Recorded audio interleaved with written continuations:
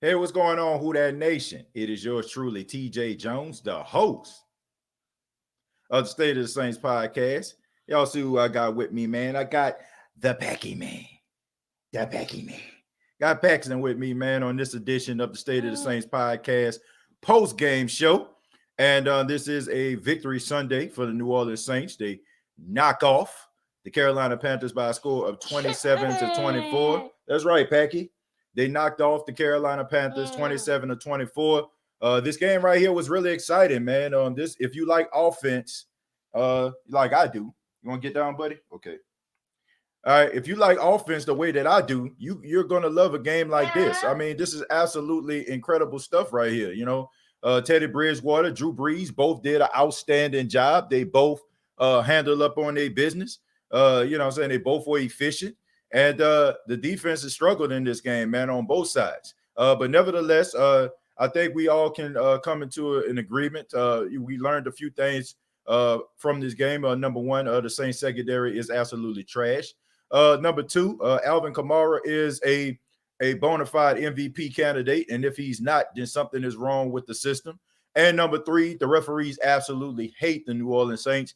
And any little nitpick call they can find on the New Orleans Saints, they're going to call. But if it's something on the New Orleans Saints, they seem to have amnesia or go blind for a particular amount of time. But the Saints still were able to win this football game. And I'm sorry I'm a little bit late. I had to see the Falcons do what the Falcons do yet again, and that is blow a lead late in the game, okay? I mean, if you haven't heard, the Detroit Lions beat the Atlanta Falcons with 3 seconds left on the clock. Matthew Stafford throws the ball to the tight end in the end zone as time expires. Matt Prater kicks a field goal to give the Detroit Lions the 24-23 victory over the Atlanta Falcons. Look, I don't know who put the hex on the Falcons. I don't know who put the roux on them boys. I don't know the dead chicken bone that they have buried underneath that stadium. But somebody please break this hex, because I mean, this is just heart-wrenching right now. I mean, can you imagine being a Falcon fan? I mean, unbelievable stuff, man. But it's not about the Falcons today. It's about the New Orleans Saints, man. And it's about some of the bright spots that we've seen. Marquez Callaway, dude played out his mind, man. Marquez did his thing, man. Unfortunately, he got rolled up. His ankle got rolled up on late in the game. It don't look too pretty, folks. He has a high ankle sprain. It's broken. You know what I'm saying? I just got to call it for what it is, man. But he did leave the game. He was actually handling up on his business. And look, for all those Tampa Bay Buccaneer fans out there, for all of those other fans that talk about their team and talking about what they got and what they bring into the table, look, none of y'all on the level of the New Orleans Saints. I'm serious, man. Nobody is in this division, in my opinion. Nobody can do more with less like the New Orleans Saints. Rather it be from their secondary, rather it be from the offense. The Saints had their number one, their number two, and you know what I'm saying? Like, they had a bunch of guys that weren't even in the game plan come into this game, and Drew Brees made some stars out of these guys. Man, forget what Tampa Bay talking about. Man, we got a good defense. We just signed him. Man, that goes to show you right there. If you got to go out here and sign all these guys, that goes to show you right there that your coach don't have what it takes to put the right guys in place to succeed. The Saints took a bunch of homegrown guys in their offense and made those guys be benefactors. You know what I'm saying? The guys that made this team legit offensively on today. So anybody that's out here talking that noise about the Tampa Bay Buccaneers, please sit down, okay? Until the Tampa Bay Buccaneers can show that they can actually groom some talent and not buy it for $99.95, then you can come see me. But the New Orleans Saints, man, they did their thing, man. Drew Brees, the bye week definitely was good to Drew. Drew was efficient. You could definitely tell, like, he was playing with a chip on his shoulder. Y'all may not want to admit it for some of those people that love Drew Brees, but he was playing with a chip on his shoulder. And he wanted to play better than Teddy Bridgewater. He definitely wanted to do that, okay? I mean, you have to look at the Saints, man. Teron Armstead left the game early. He left the game, man. Your best offensive lineman, you know what I'm saying, on this side of Ryan Ramczyk, on the opposite side. He goes out. The Saints still were able to protect Drew Brees. This was the best offensive performance. Look, I'm going to be honest. This might have been the best game of Andrews Pete's career on the offensive line. I mean, Andrews Pete was rubbing guys out. He was doing his thing, handling up on his business. I mean, he was doing some incredible things, man. Like, I got to give credit, man. We criticize Andrews Pete a lot, but this might have been his best game in a Saints uniform. Cesar Ruiz did his thing. He handled his business, man. This young kid is growing into a really good, legit player. Really good, legit player. You know what I'm saying? And just all around, man. I mean, good effort by Latavius Murray. Good effort by Alvin Kamara. I mean, just all around great effort, man. And this was a really good game all around, man. Let's see. We're gonna go ahead and go to the comments. And I apologize, folks. I can't do a long post-game show today because I'm babysitting right now, and I'm looking at my son, and he's extremely active, like touching the camera right now. Daddy is doing a live, son. So obviously this won't be a long show, man, because he's extremely active. He's trying to touch everything. He's trying to touch everything. He's trying to grab everything. So this won't be a long live. So I'm gonna answer a few of your questions. And maybe when my wife get home, we'll have to continue, you know what I'm saying, doing this, because I don't think he's gonna let me. Get back, son. Move back. All right. Anyway, Malcolm Jenkins looked like he's 50 years old. I think he played okay this game. I think that he wasn't too bad. You know what I'm saying? I think that he really did a really good job. You know what I'm saying? No doubt about that. He definitely wasn't like the worst I've seen out there. This might have been the worst game C.J. Gardner-Johnson played in a while. You know what I'm saying? Probably in the Saints uniform. It wasn't a good game for him at all. Let's see. Gardner-Johnson get penalties, then Panthers score off that. Yeah, man, that was a selfish move by him. Very selfish. A selfish play by him. And you know, I just think that he got to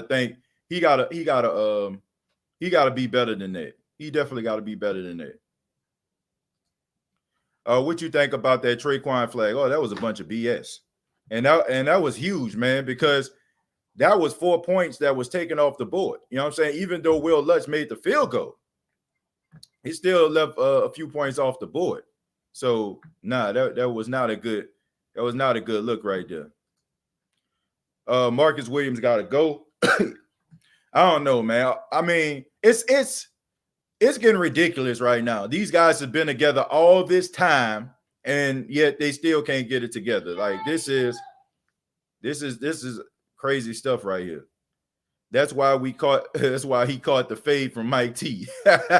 I wouldn't be surprised, man, if you're around that thing slinging guys out of bounds and stuff like that, man, after plays. You know, that's messing with guys' livelihoods. So if you're doing stuff like that, then obviously a player is going to take exception to that. I'm very impressed and proud with Drew and this offense with limited wide receiver support, but guys stepped up today as far as this defense, no comment. Yep. I mean, Drew played a really good game, and all these guys. I mean, this the type of offense that we hope that the Saints would have, you know. And it's sad that it took Michael Thomas to get out of the lineup in order for us to see this.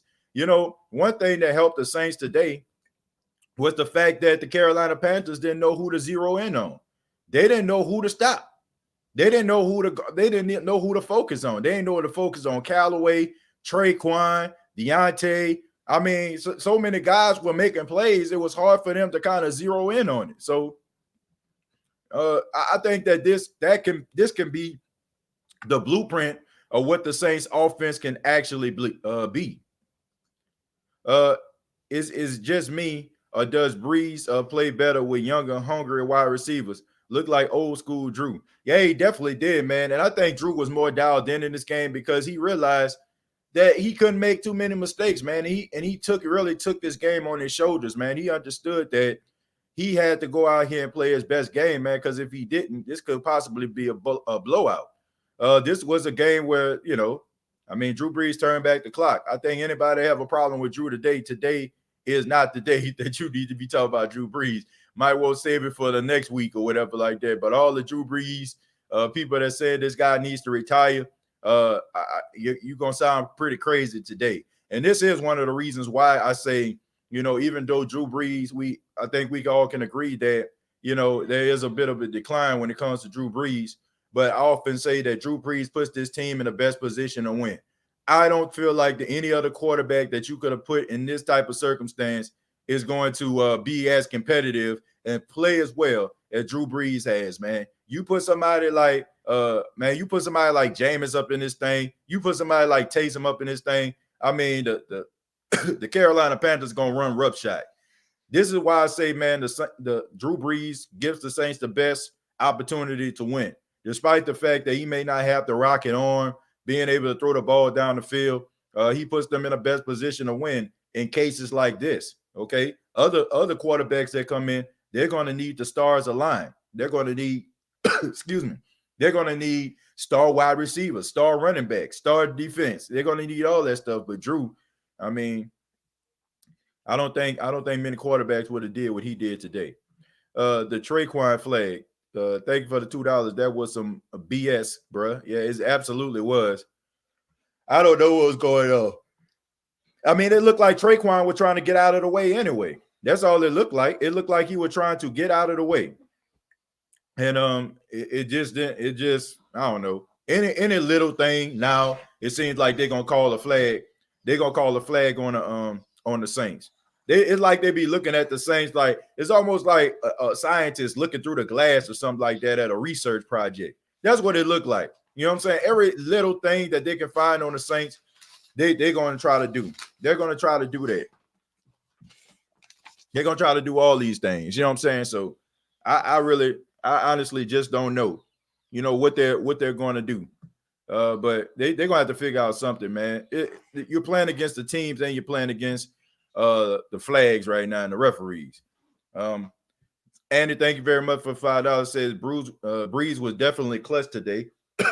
What quarterback who can get down the field in less than a minute and 50 to score at the half can't complain? Yeah, man, these last couple games on that 2-minute drill from Drew, I mean, it has been outstanding, man. The game against the Chargers and the game today, I mean, he has done an outstanding job on that 2-minute drills, no doubt about it. What's up, TJ, man? Marcus got to go. Yeah, I agree with that, man. Marcus Williams, I mean, I already said that the Saints weren't going to keep him. I already said that. I said he was playing for another opportunity at another team, but I think he's gone after this year, man. He's gone. Like, too many brain farts, and I'm really questioning this guy's ability now because the addition of Malcolm Jenkins, is allowing Marcus to play more free, and he's making bad decisions, man. He's making bad decisions. No doubt about that. Craig Robinson got a captain patch on his jersey and can't make a damn tackle. Yeah, man, Craig Robinson wasn't his best showing, but man, Craig Robinson don't play enough for me to scrutinize him, to be honest with you. I just feel like if you're doing that right now, it's just the fact that it happened. You know what I'm saying? I don't see enough out of Craig Robinson to say that he can't tackle. I think he does a good job on special teams. And for the most part, when he does come into the game, he does some good things. It just wasn't a good showing by him on that play. But I'm not going to completely criticize Craig Robinson because every time I see Craig, he does great things. No doubt about that. Let's see. Craig Robinson, you already read that. Gary says defense really need to wake up at all times. You got to come around, son. Thank you very much. Let's see. They have to wake up at all times, but at least they saved the Saints to win. Yeah, I mean, I guess we can look at that. You know what I'm saying? We can look at that as a win. Brain Force, thank you very much for the $2. Says I'll be having my way with Marcus Williams.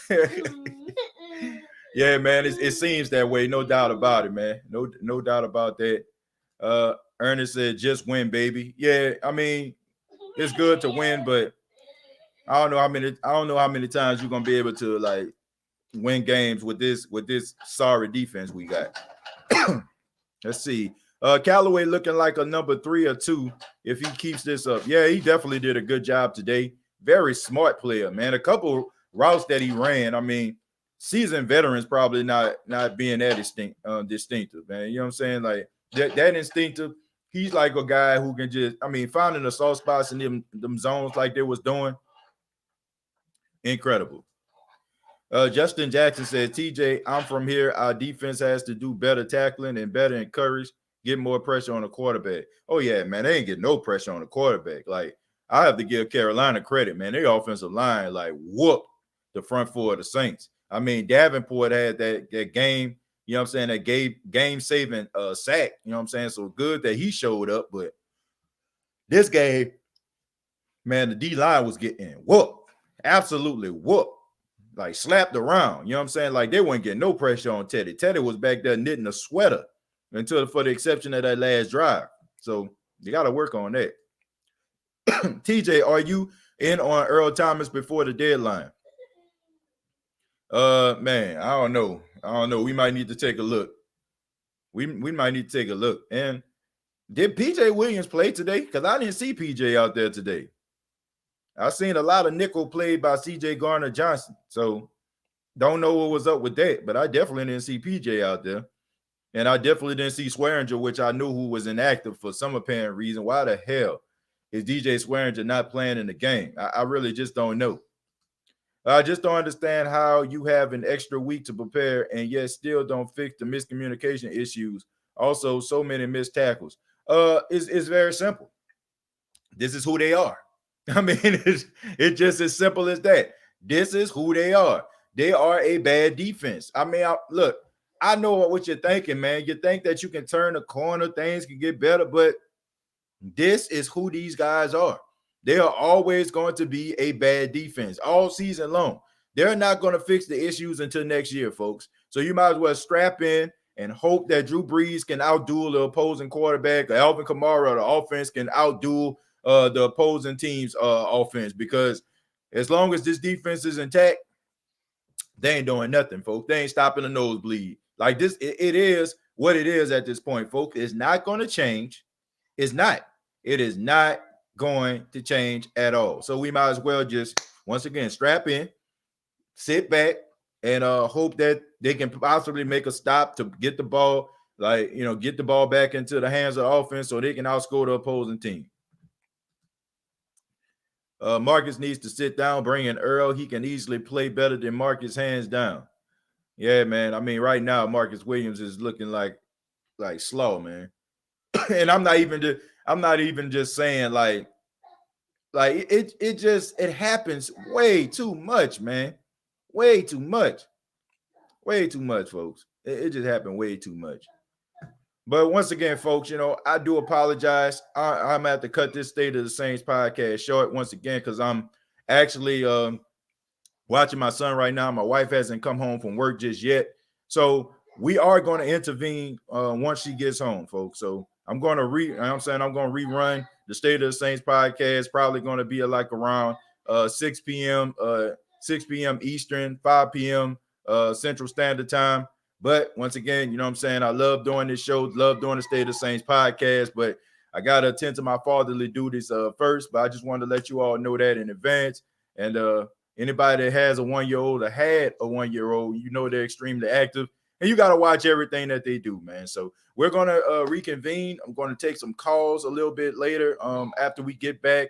Once again, the Saints win the game by a score of 27-24. And we're going to be breaking down the rest of the New Orleans Saints game and also taking some of your calls later on. This has been the State of the Saints podcast, and I'll see you all in a little bit. All I got to say is, who dat?